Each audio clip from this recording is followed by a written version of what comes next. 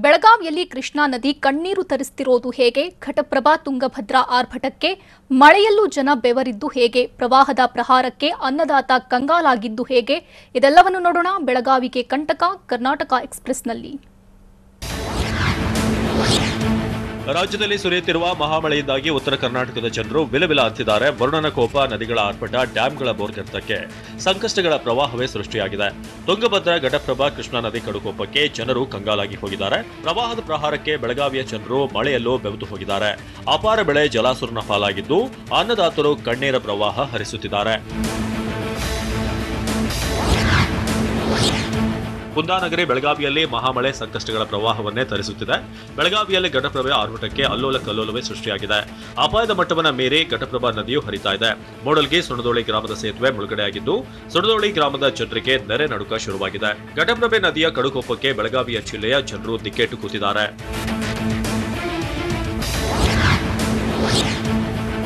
ಬೆಳಗಾವಿ ಜಿಲ್ಲೆಯಲ್ಲಿ ರಕ್ಕಸ ಮಳೆ ಜನರ ಬದುಕನ್ನ ಹಿಂಡಿ ಹಿಪ್ಪೆ ಮಾಡುತ್ತಿದೆ. ಮೂಡಲ್ಗಿ ಸುಣದೋಳಿ ಸೇತುವೆ ಸಂಪರ್ಕ ಕಡಿತದಿಂದ ಹಲವು ಗ್ರಾಮದ ಜನರು ಕಂಗೆಟ್ಟು ಕೂತಿದ್ದಾರೆ.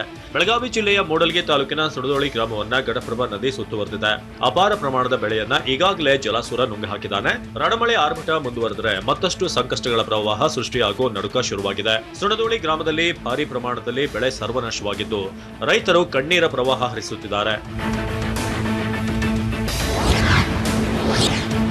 ಮಳೆ ಅಬ್ಬರಕ್ಕೆ ಬೆಳಗಾವಿಯಲ್ಲಿ ಘಟಪ್ರಭಾ ನದಿ ಅಬ್ಬರಿಸಿ ಬೊಬ್ಬರಿತಿದೆ. ಘಟಪ್ರಭಾ ನದಿಯ ಕೋಪಕ್ಕೆ 20 ಗ್ರಾಮಗಳಿಗೆ ನೆರೆಯ ಭೀತಿ ಶುರುವಾಗಿದೆ. ಮೂಡಲ್ಗಿ ತಾಲೂಕಿನ 6 ಸಂಪರ್ಕ ಸೇತುವೆಗಳು ಮುಳುಗಡೆಯಾಗಿವೆ. ಒದಗಟ್ಟಿ ವಡ್ಡರೆಹಟ್ಟಿ ಸೇತುವೆ, ಕಮಲದಿನ್ನಿ ಹುಣಶ್ಯಾಳ, ಮುನ್ಯಾಳ ಹುಣಶ್ಯಾಳ, ಔರಾದಿ ಢವಳೇಶ್ವರ ಮತ್ತು ಢವಳೇಶ್ವರ ಮುತ್ಕೋಳ ಹಾಗೂ ಢವಳೇಶ್ವರ ಸುಣದೋಳಿ ಮೂಡಲ್ಗಿ ಬ್ರಿಡ್ಜ್ ಮುಳುಗಡೆಯಾಗಿದೆ. ಘಟಪ್ರಭಾ ನದಿಯಿಂದ 20 ಗ್ರಾಮದ ಜನರು ದಿಗಿಲಿಗೆ ಬಿದ್ದಿದ್ದಾರೆ.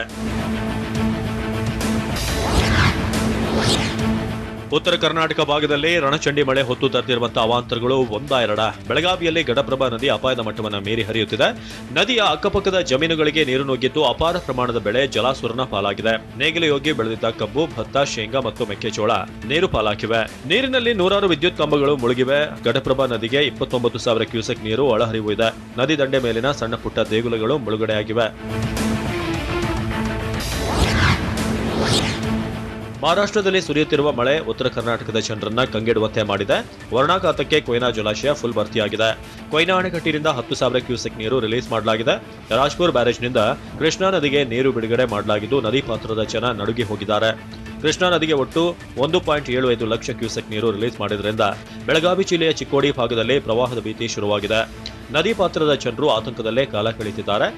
ಇನ್ನು ನದಿ ಪಾತ್ರದ ಜನರು ಅಲರ್ಟ್ ಆಗಿರುವಂತೆ ಅಧಿಕಾರಿಗಳು ಸೂಚನೆ ನೀಡಿದ್ದಾರೆ. ಉತ್ತರ ಕರ್ನಾಟಕ ಭಾಗದಲ್ಲಿ ರಣಮಳೆ ಅಬ್ಬರಿಸಿ ಬೊಬ್ಬರಿಯುತ್ತಿದೆ. ಹಿಡಕಲ್ ಜಲಾಶಯದಿಂದ 12,000 ಕ್ಯೂಸೆಕ್ ನೀರು ರಿಲೀಸ್ ಮಾಡಲಾಗಿದೆ. ಘಟಪ್ರಭಾ ನದಿಗೆ ಕಟ್ಟಿರುವ ಹಿಡಕಲ್ ಜಲಾಶಯ ಭರ್ತಿಯಾಗಿದೆ. ಘಟಪ್ರಭಾ ನದಿಗೆ ಅಪಾರ ಪ್ರಮಾಣದ ನೀರು ಹರಿದು ಬರ್ತಾ ಇದೆ. ಗೋಕಾಕ್ ನಗರ, ಮೂಡಲ್ಗಿ ತಾಲೂಕಿನ 20 ಗ್ರಾಮಗಳಿಗೆ ಜಲದಿಗ್ಬಂಧನದ ಭೀತಿ ಶುರುವಾಗಿದೆ. ಘಟಪ್ರಭಾ ನದಿಯಲ್ಲಿ 34,000 ಕ್ಯೂಸೆಕ್ ಹೊರಹರಿವು ಇದೆ. 50,000 ಕ್ಯೂಸೆಕ್ ನೀರು ಬಂದ್ರೆ 30 ಗ್ರಾಮ ಮುಳುಗಡೆ ಆಗುವಂತ ಆತಂಕ ಮನೆ ಮಾಡಿದೆ. ಬೆಳಗಾವಿಯಲ್ಲಿ ಕೃಷ್ಣಾ ನದಿ ಕಡುಕೋಪಕ್ಕೆ ಜನರು ಪತ್ತುಗುಟ್ಟು ಹೋಗಿದ್ದಾರೆ. ಕೃಷ್ಣಾ ನದಿ ಪ್ರವಾಹದಿಂದ ದತ್ತ ಮಂದಿರ ಮುಳುಗಡೆಯಾಗಿದೆ. ಕಲ್ಲೋಳ ಯಡಿಯೂರಿನ ದತ್ತ ಮಂದಿರ ಮುಳುಗಡೆಯಾಗಿದ್ದು ಜನರು ಕಂಗಾಲಾಗಿ ಕೂತಿದ್ದಾರೆ. ಬೆಳಗಾವಿ ಜಿಲ್ಲೆಯ ಚಿಕ್ಕೋಡಿ ತಾಲೂಕಿನ ಹಲವು ಗ್ರಾಮಗಳಿಗೆ ಜಲ ದಿಗ್ಬಂಧನದ ಭೀತಿ ಎದುರಾಗಿದೆ. ನದಿ ಪಕ್ಕದ ತೋಟಗಳು, ಮನೆಗಳು ಜಲಾವೃತವಾಗುವಂತ ಸಾಧ್ಯತೆ ಇದ್ದು ತೋಟದ ಮನೆಗಳನ್ನ ಜಿಲ್ಲಾಡಳಿತ ಸ್ಥಳಾಂತರ ಮಾಡಿದೆ. ನದಿ ಪಾತ್ರದ ಜನರಿಗೆ ಎಚ್ಚರಿಕೆಯಿಂದಿರಲು ಸೂಚನೆ ನೀಡಲಾಗಿದೆ. ಬೆಳಗಾವಿಯಲ್ಲಿ ಘಟಪ್ರಭಾ ನದಿ ಕಡುಕೋಪಕ್ಕೆ ಜನರು ಶೇಕ್ ಆಗಿದ್ದಾರೆ. ಘಟಪ್ರಭೆ ಕೋಪದಿಂದ ಕಮಲದಿನ್ನಿ ಗ್ರಾಮದ ಸೇತುವೆ ಮುಳುಗಡೆಯಾಗಿದೆ. ಸಾವಿರಾರು ಎಕರೆಯಲ್ಲಿ ಬೆಳೆದಿರುವಂತಹ ಕಬ್ಬು ಜಲಾಸುರನ ಪಾಲಾಗಿದ್ದು ಜನ ಕಂಗಾಲಾಗಿದ್ದಾರೆ. ಕಮಲದಿನ್ನಿ ಗ್ರಾಮಸ್ಥರಿಗೆ ಜಲಗಂಡಾಂತರದ ಆತಂಕ ಎದುರಾಗಿದೆ. ಪ್ರವಾಹದ ನೀರಲ್ಲಿ ಹಾವು ಚೇಳುಗಳು ಹರಿದು ಬರ್ತಿವೆ. ಆತಂಕದಲ್ಲೇ ಕಮಲದಿನ್ನಿ ಗ್ರಾಮಸ್ಥರು ಕಾಲ ಕಳೆಯುತ್ತಿದ್ದಾರೆ. ಟಿವಿ9 ಬಳಿ ಪ್ರವಾಹದ ಆತಂಕವನ್ನ ಗ್ರಾಮಸ್ಥರು ತೋಡಿಕೊಂಡಿದ್ದಾರೆ.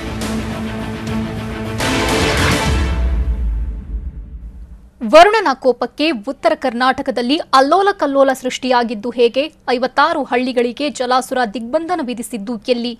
ನಡುಗಡ್ಡೆಯಲ್ಲಿ ಸಿಲುಕಿ ಒದ್ದಾಡ್ತಿದ್ದವರನ್ನ ರಕ್ಷಿಸಿದ್ದು ಹೇಗಿತ್ತು? ಇದೆಲ್ಲವನ್ನು ನೋಡೋಣ ಉತ್ತರ ತತ್ತರ ಕರ್ನಾಟಕ ಎಕ್ಸ್‌ಪ್ರೆಸ್‌ನಲ್ಲಿ. ರಾಜ್ಯದಲ್ಲಿ ರಣಮಳೆ ಆರ್ಭಟಕ್ಕೆ ಜನರು ದಿಕ್ಕೆಟ್ಟು ಕೂತಿದ್ದಾರೆ. ಜಲದಾಳಿಗೆ ಅನ್ನದಾತರ ಬದುಕು ಕೊಚ್ಚಿ ಹೋಗಿದೆ. ಉತ್ತರ ಕರ್ನಾಟಕ ಭಾಗದಲ್ಲಿ ರಣಚಂಡಿ ಮಳೆ ಅವಾಂತರಗಳನ್ನೇ ಸೃಷ್ಟಿಸಿದೆ. ಬೆಳಗಾವಿ, ಬಾಗಲಕೋಟೆ, ಯಾದಗಿರಿ, ವಿಜಯಪುರ, ರಾಯಚೂರು ಜನರು ವಿಲವಿಲ ಅಂತಿದ್ದಾರೆ. ಕೊಪ್ಪಳ, ಹಾವೇರಿ, ಬಳ್ಳಾರಿಯಲ್ಲೂ ಕಣ್ಣೀರ ಪ್ರವಾಹ ಹರಿಯುತ್ತಿದೆ. ನದಿಗಳ ಆರ್ಭಟಕ್ಕೆ ಉತ್ತರ ಕರ್ನಾಟಕದ ಜನರು ಪತರುಗುಟ್ಟಿ ಹೋಗಿದ್ದಾರೆ. ಕೃಷ್ಣಾ ನದಿ ಕಡುಕೋಪಕ್ಕೆ ಬಾಗಲಕೋಟೆ ಜಿಲ್ಲೆಯ ಜನರು ಮಳೆಯಲ್ಲೂ ಬೆವರುತ್ತಿದ್ದಾರೆ. ಮುತ್ತೂರು, ತುಬಚಿ ಮತ್ತು ನಡುಗಡ್ಡೆ ಸುತ್ತ ನೀರು ಆವರಿಸಿ ಜನರು ಪರದಾಡಿದ್ದಾರೆ. ಅಗತ್ಯ ವಸ್ತುಗಳಿಗಾಗಿ ತುಬಚಿ ಗ್ರಾಮಕ್ಕೆ ಜನರು ಹೋಗೋ ಪರಿಸ್ಥಿತಿ ನಿರ್ಮಾಣವಾಗಿದೆ. ಭೋರ್ಗರಿತಿರೋ ನದಿಯಲ್ಲೇ ನಿವಾಸಿಗಳು ಓಡಾಡುತ್ತಿದ್ದಾರೆ. ನೀರು ಮತ್ತೆ ಹೆಚ್ಚಾದ್ರೆ ಸಂಚಾರಕ್ಕೆ ಬೋಟ್ಗಳ ವ್ಯವಸ್ಥೆ ಬೇಕಾಗತ್ತೆ. ಜನ ಮತ್ತು ಜಾನುವಾರುಗಳನ್ನ ಬೇರೆಡೆ ಶಿಫ್ಟ್ ಮಾಡಬೇಕಾಗತ್ತೆ. ಕೃಷ್ಣಾ ನದಿಗೆ ಮತ್ತಷ್ಟು ನೀರು ಬಂದ್ರೆ 56 ಹಳ್ಳಿಗಳಿಗೆ ಜಲಗಂಡಾಂತರ ಎದುರಾಗೋದು ಫಿಕ್ಸ್ ಆಗಿದೆ.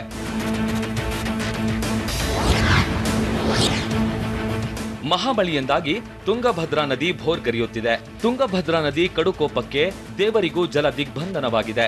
ರಾಯಚೂರು ಜಿಲ್ಲೆಯ ಮಂತ್ರಾಲಯದ ಗಂಗಮ್ಮ ದೇವಸ್ಥಾನ ಜಲಾವೃತವಾಗಿದೆ. ಮಂತ್ರಾಲಯ ಮಠದ ಸುತ್ತಮುತ್ತ ತೀವ್ರ ನಿಗಾ ಇಡಲಾಗಿದೆ.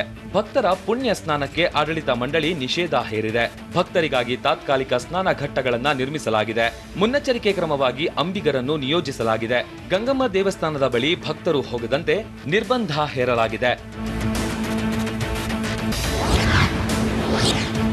ಬಾಗಲಕೋಟೆ ಜಿಲ್ಲೆಯಲ್ಲಿ ಘಟಪ್ರಭಾ ನದಿ ಕಡುಕೋಪಕ್ಕೆ ಜನ ಕಂಗಾಲಾಗಿದ್ದಾರೆ. ಮಿರ್ಜಿ ಗ್ರಾಮದ ಘಟಪ್ರಭಾ ಸೇತುವೆ ಜಲಾವೃತವಾಗಿದೆ. ಮೂಧೋಳ ತಾಲೂಕಿನಲ್ಲಿರುವ ಮಿರ್ಜಿ ಗ್ರಾಮದ ಜನ ದಿಕ್ಕೆಟ್ಟು ಕೂತಿದ್ದಾರೆ. ವರ್ಷದ ಹಿಂದೆ ಕಟ್ಟಿಸಿದ್ದ ಹೊಸ ಸೇತುವೆ ಮುಳುಗಡೆಯಾಗಿದ್ದು ಜನರು ಪರದಾಡೋ ಪರಿಸ್ಥಿತಿ ನಿರ್ಮಾಣವಾಗಿದೆ. ಸೇತುವೆ ಮೇಲೆ 5 ಅಡಿಗೂ ಹೆಚ್ಚಿನ ಪ್ರಮಾಣದ ನೀರು ಹರಿಯುತ್ತಿದೆ. 40 ಕಿಲೋಮೀಟರ್ ಸುತ್ತುವರೆದು ಪ್ರಯಾಣಿಸುವ ಪರಿಸ್ಥಿತಿ ನಿರ್ಮಾಣವಾಗಿದ್ದು ಗ್ರಾಮದ ಜನರು ಪತರುಗುಟ್ಟಿ ಹೋಗಿದ್ದಾರೆ. ಘಟಪ್ರಭಾ ನದಿ ಇನ್ನೇನು ಅವಾಂತರಗಳು ಸೃಷ್ಟಿ ಆಗತ್ತೆ ಅಂತ ಜನರು ಭಯದಲ್ಲೇ ಕಾಲ ಕಳೆಯುತ್ತಿದ್ದಾರೆ.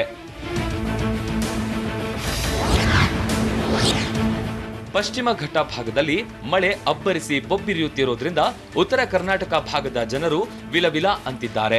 ಬಾಗಲಕೋಟೆಯಲ್ಲಿ ಘಟಪ್ರಭಾ ನದಿ ಬೋರ್ಗರೆಯುತ್ತಿದೆ. ಮೂಧೋಳದ ಚೀಚಖಂಡಿಯಲ್ಲಿ ಸೇತುವೆ ಮುಳುಗಡೆಯಾಗಿದೆ. ಸೇತುವೆ ಬಳಿ ಕಬ್ಬಿನ ಗದ್ದೆಗೂ ನೀರು ನುಗ್ಗಿ ಅನ್ನದಾತರು ಕಂಗಾಲಾಗಿದ್ದಾರೆ. ಕಬ್ಬಿನ ಗದ್ದೆಯಲ್ಲಿ 3-4 ಅಡಿ ನೀರು ನಿಂತಿದೆ. ಪ್ರವಾಹ ಪ್ರಹಾರಕ್ಕೆ 100 ಎಕರೆ ಕಬ್ಬು ನೀರು ಪಾಲಾಗಿದೆ. ಬೆವರು ಹರಿಸಿ ಬೆಳೆದಿದ್ದ ಬೆಳೆ ಕಳೆದುಕೊಂಡು ರೈತರು ಕಣ್ಣೀರು ಇಡೋ ಪರಿಸ್ಥಿತಿ ನಿರ್ಮಾಣವಾಗಿದೆ.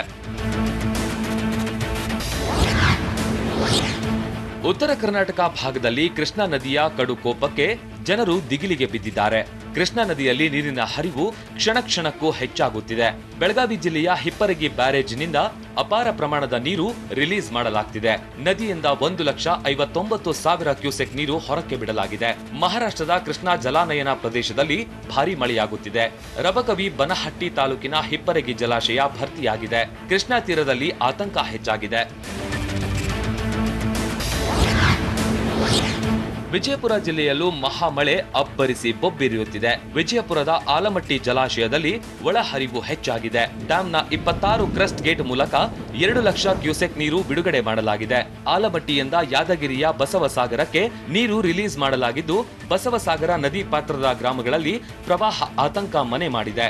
ನಿಡಗುಂದಿ ಮತ್ತು ಮುದ್ದೇಬಿಹಾಳ ತಾಲೂಕಿನ ಗ್ರಾಮದ ಜನರಿಗೆ ನಡುಕ ಶುರುವಾಗಿದೆ. ನದಿ ಪಾತ್ರದ ಗ್ರಾಮ ಮತ್ತು ಜಮೀನುಗಳಿಗೆ ನೀರು ನುಗ್ಗುವ ಭೀತಿ ಎದುರಾಗಿದೆ. ಕೊಪ್ಪಳ ಜಿಲ್ಲೆಯಲ್ಲಿ ನಡುಗಡ್ಡಿಯಲ್ಲಿ ಸಿಲುಕಿದ್ದ ಕುರಿಗಾಹಿಗಳನ್ನ ರಕ್ಷಣೆ ಮಾಡಲಾಗಿದೆ. 2 ಕುರಿಗಾಹಿ ಮತ್ತು 120 ಕುರಿಗಳನ್ನ ಎನ್ಡಿಆರ್ಎಫ್ ಸಿಬ್ಬಂದಿ ರಕ್ಷಿಸಿದ್ದಾರೆ. 2 ನಾಯಿ, 1 ಆಕಳು ಮತ್ತು 2 ಕುರಿಗಾಹಿಗಳ ರಕ್ಷಣೆ ಮಾಡಿ ದಡ ಸೇರಿಸಲಾಗಿದೆ. ಗಂಗಾವತಿ ತಾಲೂಕಿನ ದೇವಘಾಟ ಬಳಿ ಈ ರಕ್ಷಣಾ ಕಾರ್ಯ ನಡೆದಿದೆ. ಬೋಟ್ಗಳ ಮೂಲಕ ಎನ್ಡಿಆರ್ಎಫ್ ಸಿಬ್ಬಂದಿ ಕುರಿಗಳನ್ನ ಶಿಫ್ಟ್ ಮಾಡಿದ್ರು. 2 ಬೋಟ್ಗಳ ಮೂಲಕ ಎನ್ಡಿಆರ್ಎಫ್ ತಂಡ ಮತ್ತು ಅಗ್ನಿಶಾಮಕ ಸಿಬ್ಬಂದಿ ಜಂಟಿ ಕಾರ್ಯಾಚರಣೆ ಮಾಡಿದ್ರು. ರಾಯಚೂರು ಜಿಲ್ಲೆ ಕೃಷ್ಣಾ ನದಿ ಪ್ರವಾಹಕ್ಕೆ ನಡುಗಡ್ಡೆ ನಿವಾಸಿಗಳು ನಡುಗಿ ಹೋಗಿದ್ದಾರೆ. ಪ್ರವಾಹದಿಂದ ಶೀಲಹಳ್ಳಿ ಸೇತುವೆ ಮುಳುಗಡೆಯಾಗಿದೆ. ನಡುಗಡ್ಡೆಯಲ್ಲಿ ಸಿಲುಕಿ ತವದಗಡ್ಡಿ ಗ್ರಾಮಸ್ಥರು ಪರದಾಡಿದ್ರು. ರಾಯಚೂರು ಜಿಲ್ಲೆ ಲಿಂಗಸಗೂರು ತಾಲೂಕಿನ ತವದಗಡ್ಡಿ ಗ್ರಾಮದ ಜನರು ಕಂಗಾಲಾಗಿ ಹೋಗಿದ್ದಾರೆ. ತವದಗಡ್ಡಿಯ ನಡುಗಡ್ಡಿಯಲ್ಲಿ 18ಕ್ಕೂ ಹೆಚ್ಚು ಜನ ವಾಸ ಮಾಡುತ್ತಿದ್ದಾರೆ. ತವದಗಡ್ಡಿಯಿಂದ ಕೆಲವರು ಈಜಿ ದಡ ಸೇರಿದ್ದಾರೆ. ಹಲವರು ನೆರೆಯ ನಡುವೆ ಸಿಲುಕಿ ಒದ್ದಾಡುತ್ತಿದ್ದಾರೆ. ಘಟನಾ ಸ್ಥಳಕ್ಕೆ ಬಾರದ ಅಧಿಕಾರಿಗಳ ವಿರುದ್ಧ ಜನರು ಹಿಡಿ ಶಾಪ ಹಾಕಿದ್ದಾರೆ.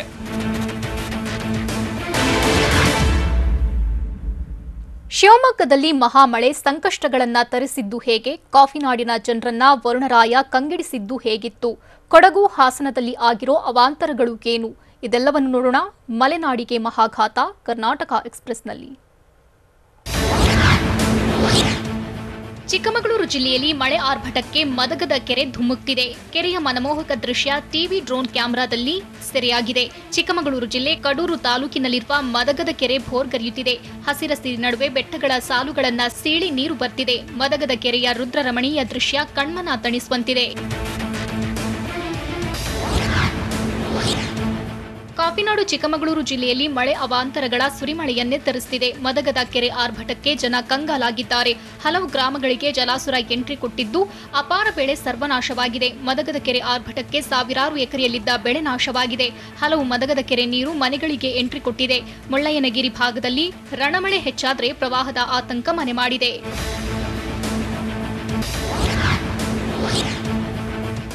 ಚಿಕ್ಕಮಗಳೂರು ಜಿಲ್ಲೆಯಲ್ಲಿ ಎಡೆಬಿಡದೆ ಸುರಿಯುತ್ತಿರುವ ಮಳೆಯಿಂದಾಗಿ ಜನರು ಕಂಗಾಲಾಗಿದ್ದಾರೆ. ಇನ್ನು ಮದಗದ ಕೆರೆ ಕೋಡಿ ಒಡೆದು ಭೋರ್ಗರೆಯುತ್ತಿದೆ. ಅಪಾಯವನ್ನು ಲೆಕ್ಕಿಸದೆ ಮದಗದ ಕೆರೆ ಬಳಿ ಸೆಲ್ಫಿಗೆ ಪ್ರವಾಸಿಗರು ಪೋಸ್ ನೀಡಿದ್ರು. ಭೋರ್ಗರೆಯುತ್ತಿರೋ ಮದಗದ ಕೆರೆ ಬಳಿ ಪ್ರವಾಸಿಗರು ಹುಚ್ಚಾಟ ಮೆರೆದ್ರು. ಪುಟ್ಟ ಮಕ್ಕಳ ಜೊತೆ ಕೆರೆ ಕೋಡಿ ಜಾಗದಲ್ಲಿ ಜನರು ನಿಂತಿದ್ರು. ಡೇಂಜರ್ ಸ್ಪಾಟ್ ಆಗಿದ್ರು. ಪೊಲೀಸರು ಅಧಿಕಾರಿಗಳು ನಿರ್ಲಕ್ಷ್ಯ ವಹಿಸಿದ್ದು ಯಾವುದೇ ಮುನ್ನೆಚ್ಚರಿಕೆ ಕ್ರಮ ಕೈಗೊಂಡಿಲ್ಲ. ಚಿಕ್ಕಮಗಳೂರಿನಲ್ಲಿ ರಣಚಂಡಿ ಮಳೆ ಶಾಕ್ ಮೇಲೆ ಶಾಕ್ ನೀಡುತ್ತಿದೆ. ರಣಮಳೆ ಎಫೆಕ್ಟ್ನಿಂದ ಜನರಿಗೆ ತ್ರಿಬಲ್ ಶಾಕ್ ಆಗಿದೆ. ಮಳೆ ಅಬ್ಬರ, ಭೂಕುಸಿತ, ಮನೆಗಳಿಗೂ ಕಂಟಕ ಎದುರಾಗ್ತಿದೆ. ಆಲ್ದೂರಿನ ಚಿಕ್ಕಮಾಗರಬಳ್ಳಿಯಲ್ಲಿ ರಸ್ತೆ ಕುಸಿತವಾಗಿದೆ. ರಸ್ತೆ ಪಕ್ಕದಲ್ಲಿ ಅಪಾರ ಪ್ರಮಾಣದ ಮಣ್ಣು ಕುಸಿತವಾಗಿರೋದ್ರಿಂದ ಜನರು ಕಂಗಾಲಾಗಿದ್ದಾರೆ. ಮಣ್ಣು ಕುಸಿತದಿಂದಾಗಿ ಅಡಕೆ, ಕಾಫಿ ತೋಟ ನಾಶವಾಗಿದೆ. ಇನ್ನು ಕೌಶಿಕ್ ಎಂಬುವರಿಗೆ ಸೇರಿದ ಕಾಫಿ ತೋಟಕ್ಕೆ ಹಾನಿಯಾಗಿದೆ. ಆಲ್ದೂರು ಚಿಕ್ಕಮಾಗರಬಳ್ಳಿ ರಸ್ತೆ ಕುಸಿಯುವ ಹಂತದಲ್ಲಿದೆ. ಚಿಕ್ಕಮಗಳೂರು ಜಿಲ್ಲೆಯಲ್ಲಿ ರಣಮಳೆ ಸಂಕಷ್ಟಗಳ ಪ್ರವಾಹವನ್ನೇ ತರಿಸಿದೆ. ಹೆಗ್ಗಾರು ಕುಡಿಗೆಯಲ್ಲಿ ರಸ್ತೆ ಕೊಚ್ಚಿ ಹೋಗಿ ಸಂಪರ್ಕ ಕಡಿತವಾಗಿದೆ. ಚಿಕ್ಕಮಗಳೂರು ಜಿಲ್ಲೆಯ ಕೊಪ್ಪ ತಾಲೂಕಿನ ಹೆಗ್ಗಾರು ಕುಡಿಗೆ ಗ್ರಾಮದ ಜನರು ಕಂಗಾಲಾಗಿದ್ದಾರೆ. ಮೇಗೂರು ಸೇರಿ 10 ಗ್ರಾಮಗಳಿಗೆ ಸಂಪರ್ಕ ಕಲ್ಪಿಸುವ ರಸ್ತೆ ಇದಾಗಿದೆ. ರಸ್ತೆ ಸಂಚಾರ ಬಂದಾಗಿದ್ದರಿಂದ ಗ್ರಾಮಸ್ಥರು ಪರದಾಡೋ ಪರಿಸ್ಥಿತಿ ನಿರ್ಮಾಣವಾಗಿದೆ. ಪಿಡಬ್ಲ್ಯೂಡಿ ಇಂಜಿನಿಯರ್ ಜಯರಾಮ್ಗೆ ಸ್ಥಳೀಯರು ತರಾಟೆಗೆ ತೆಗೆದುಕೊಂಡಿದ್ದಾರೆ. ಮಂಜಿನ ನಗರಿ ಕೊಡಗು ಜಿಲ್ಲೆಯಲ್ಲಿ ವರುಣ ಜನರ ನಿದ್ದೆಗೆಡಿಸಿದ್ದಾನೆ. ಕೊಡಗು ಜಿಲ್ಲೆಯಲ್ಲಿ ಮನೆ ಮೇಲೆ ಬೆಟ್ಟದ ಮಣ್ಣು ಕುಸಿದಿದೆ. ಕೊಡಗು ಜಿಲ್ಲೆ ಸೋಮಾರ್ಪೇಟೆ ತಾಲೂಕಿನ ಬ್ಯಾಡಗುಟ್ಟದಲ್ಲಿ ಮನೆ ಮೇಲೆ ಮಣ್ಣು ಕುಸಿದು ಬಿದ್ದಿದೆ. ಗ್ರಾಮದ ಅಬ್ದುಲ್ ಲತೀಫ್ ಎಂಬುವರ ಮನೆಗೆ ಹಾನಿಯಾಗಿದೆ. ಭಾರಿ ಮಳೆಗೆ ಮನೆ ಮೇಲೆ ಮಣ್ಣು ಕೊಚ್ಚಿ ಬಂದಿದ್ದು ಕುಟುಂಬ ಕಂಗಾಲಾಗಿದೆ. ಜನರು ಮಳೆ ನಡುವೆ ಬೆಟ್ಟ ಕುಸಿದಿರೋದನ್ನ ಕಂಡು ಕಂಗೆಟ್ಟು ಕೂತಿದ್ದಾರೆ. ಮಲೆನಾಡು ಶಿವಮೊಗ್ಗ ಜಿಲ್ಲೆಯಲ್ಲೂ ಮಳೆ ಜನರನ್ನ ಕಂಗೆಡಿಸಿದೆ. ಧಾರಾಕಾರ ಮಳೆಗೆ ಶಿವಮೊಗ್ಗದ ಶರಾವತಿ ನಗರದಲ್ಲಿ ಮನೆ ಕುಸಿದು ಬಿದ್ದಿದೆ. ನಿರಂತರ ಮಳೆಗೆ ಪ್ರಮೀಳಾ ಮಂಜಪ್ಪ ಎಂಬ ಮಹಿಳೆಗೆ ಸೇರಿದ ಮನೆ ಕುಸಿದಿದ್ದು ಕುಟುಂಬ ಬೀದಿಗೆ ಬಂದಿದೆ. ಅದೃಷ್ಟವಶಾತ್ 5 ಕುಟುಂಬ ಸದಸ್ಯರು ಪ್ರಾಣಾಪಾಯದಿಂದ ಪಾರಾಗಿದ್ದಾರೆ. ಮನೆ ಕಳೆದುಕೊಂಡು ಸಂತ್ರಸ್ತರು ಕಣ್ಣೀರು ಹಾಕ್ತಿದ್ದಾರೆ. ಇನ್ನು ದೊಡ್ಡಪೇಟೆ ಪೊಲೀಸ್ ಠಾಣಾ ವ್ಯಾಪ್ತಿಯಲ್ಲಿ ಘಟನೆ ನಡೆದಿದೆ. ಹಾಸನ ಜಿಲ್ಲೆಯಲ್ಲಿ ಮಳೆ ಆರ್ಭಟಕ್ಕೆ ಅನ್ನದಾತರು ಕಂಗಾಲಾಗಿದ್ದಾರೆ. ದೊಡ್ಡಹಳ್ಳ ಉಕ್ಕಿರೋದ್ರಿಂದ ಭತ್ತದ ಗದ್ದೆಗೆ ಅಪಾರ ಪ್ರಮಾಣದ ನೀರು ನುಗ್ಗಿದೆ. ಅರೆಕೆರೆ ಗ್ರಾಮದಲ್ಲಿ 40 ಎಕರೆ ಭತ್ತದ ಗದ್ದೆಗಳು ಜಲಾವೃತವಾಗಿದೆ. ಸಕಲೇಶಪುರ ತಾಲೂಕಿನ ಅರೆಕೆರೆ ಗ್ರಾಮದಲ್ಲಿ ಭಾರೀ ಅವಾಂತರ ಸೃಷ್ಟಿಯಾಗಿದೆ. ಪ್ರವಾಹದ ಪ್ರಹಾರಕ್ಕೆ ಕಾಫಿ ತೋಟ ಕೊಚ್ಚಿ ಹೋಗಿದೆ. ಕಷ್ಟಪಟ್ಟು ಬೆಳೆದಿದ್ದ ಬೆಳೆ ಕಳೆದುಕೊಂಡು ರೈತರು ಕಣ್ಣೀರು ಹಾಕ್ತಿದ್ದಾರೆ. ಸರ್ಕಾರ ಸೂಕ್ತ ಪರಿಹಾರ ನೀಡುವಂತೆ ರೈತರು ಮನವಿ ಮಾಡಿದ್ದಾರೆ.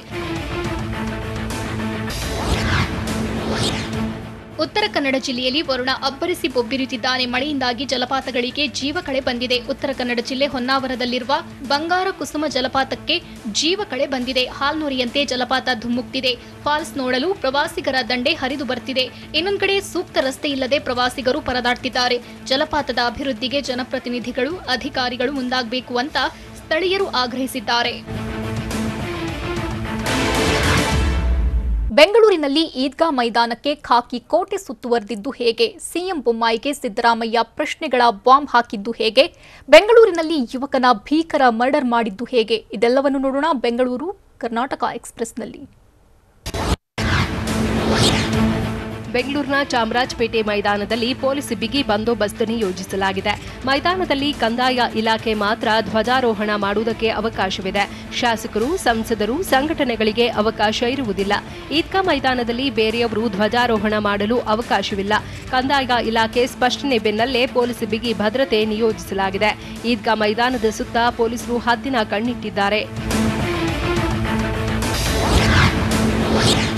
ಸಿಲಿಕಾನ್ ಸಿಟಿ ಬೆಂಗಳೂರಿನ ಚಾಮರಾಜಪೇಟೆಯಲ್ಲಿರೋ ಈದ್ಗಾ ಮೈದಾನದಲ್ಲಿ ಧ್ವಜಾರೋಹಣಕ್ಕೆ ಅನುಮತಿ ನೀಡಲಾಗಿದೆ. ಬೆಂಗಳೂರು ಉತ್ತರ ಉಪವಿಭಾಗದ ಎಸಿಗೆ ಸರ್ಕಾರ ಅನುಮತಿ ನೀಡಿದೆ. ಉಪವಿಭಾಗಾಧಿಕಾರಿಗೆ ಕಂದಾಯ ಇಲಾಖೆ ಅನುಮತಿ ನೀಡಿದ್ದು, ಆಗಸ್ಟ್ 15ರ ಚಾಮರಾಜಪೇಟೆಯ ಮೈದಾನದಲ್ಲಿ ಧ್ವಜಾರೋಹಣ ಮಾಡಲು ಸೂಚಿಸಲಾಗಿದೆ. ಈದ್ಗಾ ಮೈದಾನದಲ್ಲಿ ಜನಪ್ರತಿನಿಧಿಗಳು, ಬೇರೆ ಸಂಘ ಸಂಸ್ಥೆಗಳಿಗೆ ಧ್ವಜಾರೋಹಣ ಮಾಡಲು ಅವಕಾಶವಿರುವುದಿಲ್ಲ ಎಂದು ಖಡಕ್ ಆದೇಶ ಹೊರಡಿಸಲಾಗಿದೆ.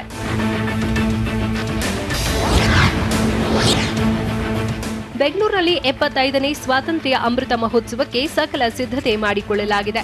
ಚಾಮರಾಜಪೇಟೆ ಈದ್ಗಾ ಮೈದಾನದಲ್ಲಿ ಸ್ವಾತಂತ್ರ್ಯ ದಿನಾಚರಣೆಗೆ ಸಕಲ ತಯಾರಿ ನಡೆದಿದೆ.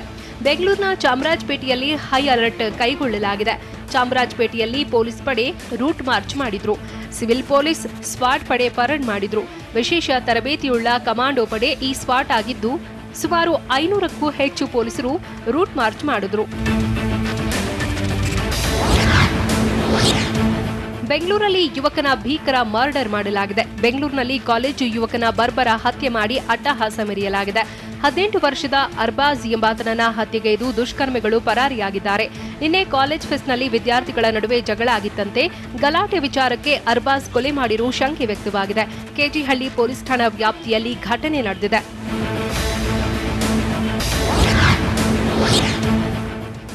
ತ್ರಿವರ್ಣ ಧ್ವಜದ ಬಗ್ಗೆ ಸಂದೇಶ ಬರೆದಿದ್ದ ಸಿಎಂ ಬಸವರಾಜ ಬೊಮ್ಮಾಯಿಗೆ ಸಿದ್ದರಾಮಯ್ಯ 13 ಪ್ರಶ್ನೆ ಕೇಳಿದ್ದಾರೆ. ಟ್ವಿಟರ್ನಲ್ಲಿ ಸಿಎಂ ಬೊಮ್ಮಾಯಿಗೆ ಸಿದ್ದರಾಮಯ್ಯ ಪ್ರಶ್ನೆಗಳ ಮಳೆ ಕೇಳಿದ್ದಾರೆ. ಸಿಎಂ ಬೊಮ್ಮಾಯಿ ಅವರೇ, ನಿಮ್ಮ ವಿವರಣೆ ಓದಿ ಸಂತೋಷವಾಯಿತು. ರಾಷ್ಟ್ರ ಧ್ವಜವನ್ನ ಒಪ್ಪಿಕೊಂಡಿದ್ದಕ್ಕಾಗಿ ನಿಮಗೆ ಧನ್ಯವಾದಗಳು. ರಾಜ್ಯದ ಜನರ ಪರವಾಗಿ ನಿಮಗೆ ಧನ್ಯವಾದಗಳು. ಜನರ ಪರವಾಗಿ ನಾನು ಕೇಳುವ 13 ಪ್ರಶ್ನೆಗಳಿಗೆ ಉತ್ತರಿಸಿ ಮೋದಿ, ಬೊಮ್ಮಾಯಿ ಎಂದು ಹ್ಯಾಶ್ಟ್ಯಾಗ್ ಮಾಡಿ ಸಿದ್ದರಾಮಯ್ಯ ಟ್ವೀಟ್ ಮಾಡಿದ್ದಾರೆ. ಕಾಂಗ್ರೆಸ್ ಹಾಗೂ ಬಿಜೆಪಿ ನಡುವೆ ಸಿಎಂ ಬದಲಾವಣೆ ಬಡಿದಾಟ ಜೋರಾಗಿದೆ. ಮುಖ್ಯಮಂತ್ರಿ ಬದಲಾವಣೆ ಆಗ್ತಾರೆ ಅಂತ ನಾನು ಹೇಳಿಲ್ಲ ಅಂತ ಬೆಂಗಳೂರಿನಲ್ಲಿ ವಿಪಕ್ಷ ನಾಯಕ ಸಿದ್ದರಾಮಯ್ಯ ಹೇಳಿದ್ರು.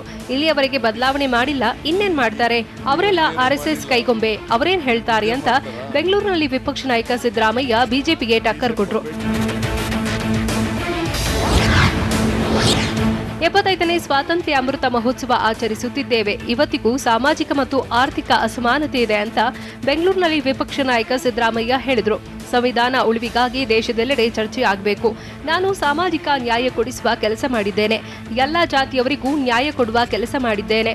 ಬಡವರು ಅನ್ನಕ್ಕಾಗಿ ಇನ್ನೊಬ್ಬರ ಮನೆ ಮುಂದೆ ನಿಲ್ಲುತ್ತಿದ್ರು. ನಾನು ಸಿಎಂ ಆಗಿದ್ದಾಗ ಅನ್ನಭಾಗ್ಯ ಘೋಷಣೆ ಮಾಡಿದೆ.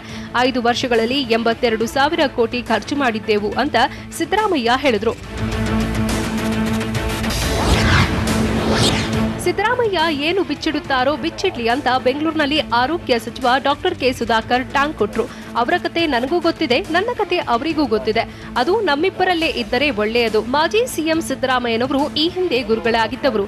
ಸಿದ್ದರಾಮಯ್ಯನವರು ಫಾಲ್ಸ್ ಕ್ಲೈಮ್ ಮಾಡೋದು ಬೇಡ. ನನಗೆ ಕಾಂಗ್ರೆಸ್ನಲ್ಲಿ ಟಿಕೆಟ್ ಕೊಡಿಸಿದ್ದು ಎಸ್ಎಂಕೆ ಹಾಗೂ ಪರಮೇಶ್ವರ್ ಅಂತ ಸಿದ್ದರಾಮಯ್ಯಗೆ ಸುಧಾಕರ್ ಟಾಂಗ್ ಕೊಟ್ರು. ಬಿಜೆಪಿಯಿಂದ ಅನೇಕರು ಕಾಂಗ್ರೆಸ್ಗೆ ಬರುವುದಕ್ಕೆ ಸಿದ್ಧರಿದ್ದಾರೆ ಅಂತ ಎಂಬಿ ಪಾಟೀಲ್ ಹೊಸ ಬಾಂಬ್ ಸಿಡಿಸಿದ್ರು. ಈಗಾಗಲೇ ಅನೇಕ ನಾಯಕರು ನಮ್ಮ ಸಂಪರ್ಕದಲ್ಲಿದ್ದಾರೆ. ಸಿದ್ದರಾಮೋತ್ಸವ ಬಳಿಕ ಕಾಂಗ್ರೆಸ್ ಬಗ್ಗೆ ಜನರಿಗೆ ಗೊತ್ತಾಗಿದೆ. ಕಾಂಗ್ರೆಸ್ನಿಂದ ಬೇರೆ ಪಕ್ಷಕ್ಕೆ ಯಾರೂ ಹೋಗಲ್ಲ. ಈಗೇನಿದ್ರೂ ಕಾಂಗ್ರೆಸ್ ಸೇರುವವರ ಪ್ರವಾಹ ಶುರುವಾಗಿದೆ. ಪಕ್ಷದ ಸಿದ್ಧಾಂತ ಒಪ್ಪಿ ಯಾರೇ ಬಂದರೂ ಸ್ವಾಗತ. ಸಾಮೂಹಿಕ ನಾಯಕತ್ವದಲ್ಲಿ ನಾವು ಚುನಾವಣೆಗೆ ಹೋಗ್ತೀವಿ ಅಂತ ಕೆಪಿಸಿಸಿ ಪ್ರಚಾರ ಸಮಿತಿ ಅಧ್ಯಕ್ಷ ಎಂಬಿ ಪಾಟೀಲ್ ಹೇಳಿದರು.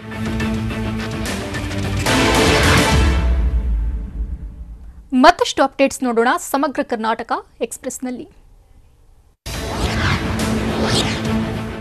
ಕಾಂಗ್ರೆಸ್ ನಾಯಕ ಪ್ರಿಯಾಂಕ್ ಖರ್ಗೆ ವಿವಾದಾತ್ಮಕ ಹೇಳಿಕೆ ನೀಡಿದ್ದಾರೆ. ಯುವತಿಯರು ನೌಕರಿ ಸೇರಲು ಮಂಚ ಹತ್ತಬೇಕಿದೆ, ಯುವಕರು ನೌಕರಿ ಸೇರಬೇಕಾದ್ರೆ ಲಂಚ ಕೊಡಬೇಕು ಅಂತ ವಿವಾದಿತ ಹೇಳಿಕೆ ನೀಡಿದ್ದಾರೆ. ಇದು ಲಂಚ ಮತ್ತು ಮಂಚದ ಸರ್ಕಾರ. ಹಣವನ್ನ ಕೊಡದೇ ಇದ್ರೆ ಸರ್ಕಾರದಲ್ಲಿ ಯಾವುದೇ ಕೆಲಸಗಳು ಆಗಲ್ಲ. ರಾಜ್ಯ ಮತ್ತು ದೇಶದಲ್ಲಿ ನಿರುದ್ಯೋಗ ಸಮಸ್ಯೆ ಹೆಚ್ಚಾಗಿದೆ. ಕಳೆದ 3 ವರ್ಷಗಳಲ್ಲಿ ಉದ್ಯೋಗ ಸೃಷ್ಟಿಯಲ್ಲಿ ಶೂನ್ಯ ಸಾಧನೆಯಾಗಿದೆ. ವಿವಿಧ ಇಲಾಖೆಯಲ್ಲಿನ ಖಾಲಿ ಹುದ್ದೆಗಳನ್ನ ಭರ್ತಿ ಮಾಡಿಲ್ಲ. ಹೀಗಂತ ಕಲಬುರಗಿಯಲ್ಲಿ ಮಾಜಿ ಸಚಿವ ಪ್ರಿಯಾಂಕ್ ಖರ್ಗೆ ಆಕ್ರೋಶ ಹೊರಹಾಕಿದ್ರು. ಲಂಚ ಮಂಚದ ಸರ್ಕಾರ ಆಗಿದ್ದು